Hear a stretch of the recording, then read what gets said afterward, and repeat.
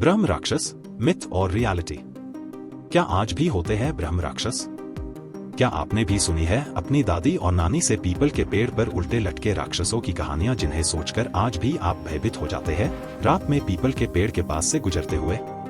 कौन होते हैं ब्रह्म राक्षस? क्या ये केवल हिंदू लोक कथाओं में वर्णित है या इनका कोई वर्णन मिलता है हिंदू वेद और पुराणों में भी? क्या कहता है सनातन धर्म ब्रह्म राक्षसों के बारे में? आइए विस्तार से जानें। ब्रह्म राक्षस एक संस्कृत शब्द है जो दो शब्द से मिलकर बना है, ब्राह्मण और राक्षस। ब्राह्मण जो कि हिंदू धर्म के 4 वर्णों में सबसे उच्चतम है, और राक्षस जो कि शुरू में मानव जाति की रक्षा के लिए तैनात किए गए किंतु बाद में आसुरी और गलत आदतों की वजह से राक्षस कहलाए। ब्रह्म राक्षस इतने शक्तिशाली है कि यदि वो किसी से प्रसन्न हो जाते हैं तो उसे कोई भी वरदान दे सकते हैं, किंतु अधिकांश प्राचीन ग्रंथों में इन्हें राक्षस की तरह भयंकर, 2 सींगों वाला, सर पर शिखा और वृक्ष पर उल्टा लटका दिखाया गया है। अब सोचने की बात यह है कि ब्राह्मण जो वेद और पुराणों का ज्ञाता है, उसका क्या संबंध है राक्षस होने से? इसका एक वर्णन मिलता है मनुस्मृति में।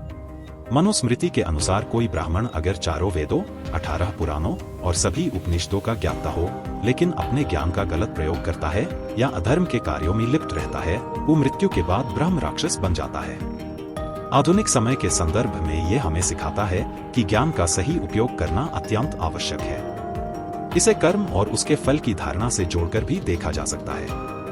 ब्रह्म पुराण, नारद पुराण और स्कांद पुराण में भी इनका वर्णन मिलता है। नारद पुराण के एक प्रसंग में कल्माशपद नामक राजा एक ब्रह्म राक्षस से बात कर रहे थे। उसने राजा को बताया कि मृत्यु से पहले वो सोमदत्ता नाम का धनी ब्राह्मण था, किंतु उससे अपने ज्ञान का अहंकार हो गया, जिसके कारण उसने अपने गुरु का अपमान किया और अपनी विद्या का गलत प्रयोग किया। मृत्यु के बाद वह ब्रह्म राक्षस बन गया। भारत में कई हिंदू मंदिरों के बाहर आज भी ब्रह्म राक्षसों की मूर्तियां मिलती है, जिनकी पूजा की जाती है। इसमें कोट्टायम का मल्लिया मंदिर, श्रृंगेरी का मलयाला ब्रह्म मंदिर प्रमुख है। यहाँ इनकी पूजा की जाती है और इनसे सुरक्षा की प्रार्थना की जाती है। कई शिव मंदिर जो हजारों साल पहले बनाए गए थे, वहाँ आज भी ब्रह्म राक्षसों का वर्णन मूर्तियों के रूप में मिलता है। तो जो ब्रह्म का ज्ञान रखे और उसका गलत प्रयोग करे, वही है ब्रह्म राक्षस। आप सोच रहे होंगे कि ये इतना शक्तिशाली है तो इन्हें अपने गलत कर्मों की सजा कहाँ मिली?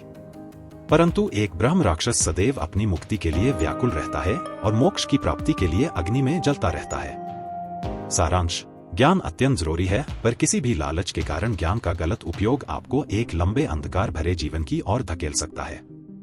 इसीलिए ज्ञान के साथ साथ धर्म का पालन करना भी आवश्यक है। ओम नमः शिवाय।